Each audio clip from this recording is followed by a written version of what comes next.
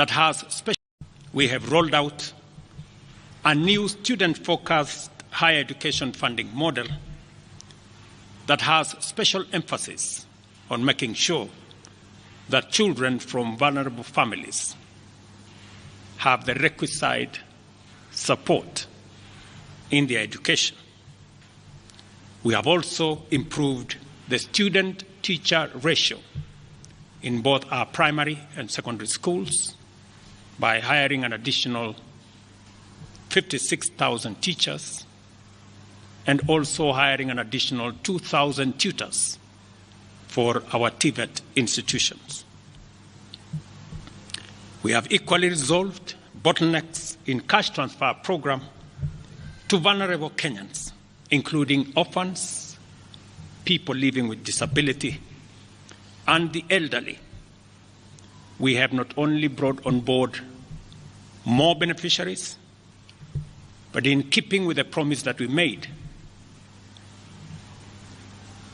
it is now not the case, as it was in the past, that these vulnerable Kenyans have to wait for months.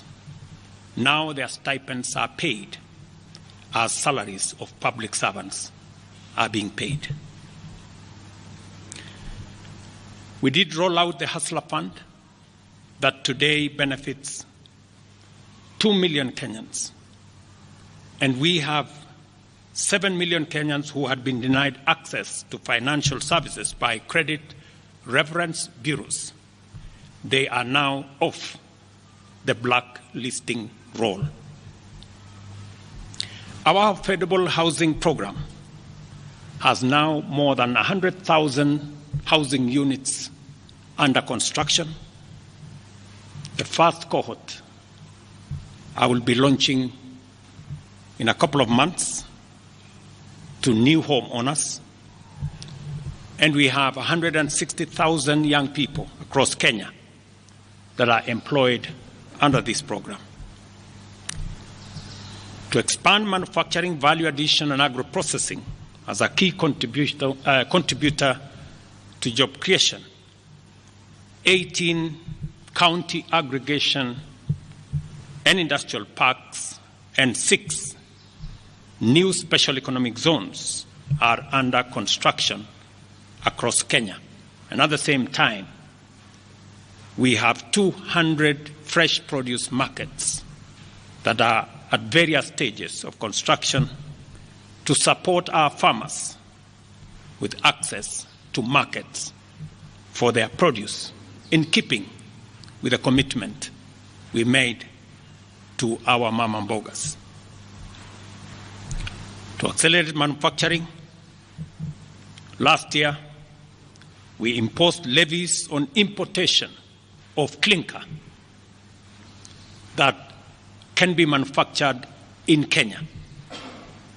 We made a saving of Kenya shillings 20 billion in foreign exchange as imports of clinker dropped to almost zero. We also imposed levies on imported steel billets. And today, we have 11 steel factories that 6 years ago were closed. They have started operation, hiring 16,000 Kenyans. And last year alone, we saved 120 billion shillings in foreign exchange as a result of this intervention. Our digital transformation agenda is also on course with 17,000 government services online, while we have 274 digital hubs across Kenya with 152,000 students and digital workers in our TVETs and also in digital hubs in different parts, up and running and giving young people an income. Our universal health coverage plan has already onboarded 107 community health promoters, and the process of registration for our social health insurance fund is ongoing, on its way to launch on the new date of 1st of October 2024, that will make it possible for every Kenyan to have a health insurance, and for those suffering from critical illnesses to have access to the critical illness fund, making it possible for every Kenyan to have access to treatment without the burden of having to fund it. On the measures I announced last week, barring state and public officers from engaging in harambes, I want to inform the country that the Public Fundraising Appeals Bill is now ready for publication tomorrow. However, even with the progress we have made, I am acutely aware that the people of Kenya have very high expectations of me. And they believe that this administration can undertake the most extensive transformation in our nation's history.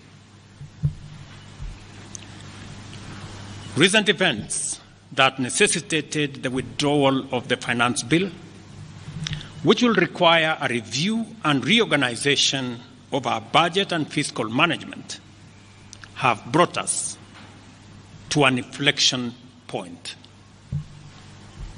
Upon reflection, listening keenly to what the people of Kenya have said, and after a holistic appraisal of the performance of my cabinet and its achievements and challenges, I have today, in line with the powers given to me by Article 1521 and 1525B of the Constitution and Sections 12 of the Office of the Attorney General's Act, decided to dismiss with immediate effect all the Cabinet Secretaries and Attorney General of the Republic of Kenya, of the Cabinet of Kenya, except the Prime Cabinet Secretary and Cabinet Secretary for and Cabinet Secretary for Foreign Affairs and Diaspora Affairs. And of course, the Office of the Deputy President is not affected in any way.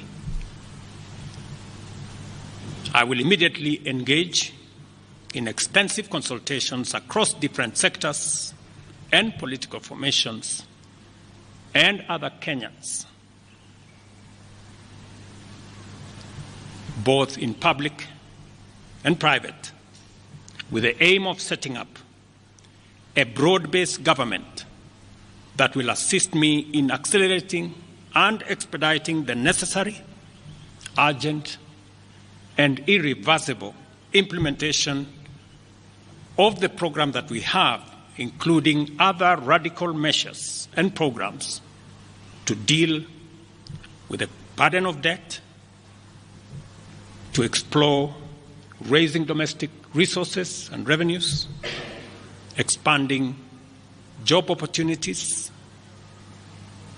eliminating wastage and unnecessary duplication of a multiplicity of government agencies, and slaying the dragon of corruption, consequently making the government of Kenya lean, inexpensive, effective, and efficient. During this process, the operations of government will continue uninterrupted under the guidance of principal secretaries and other relevant officials. I will be announcing additional measures and steps in due course. Thank you very much, and God bless our great country, Kenya. Asanteni sana.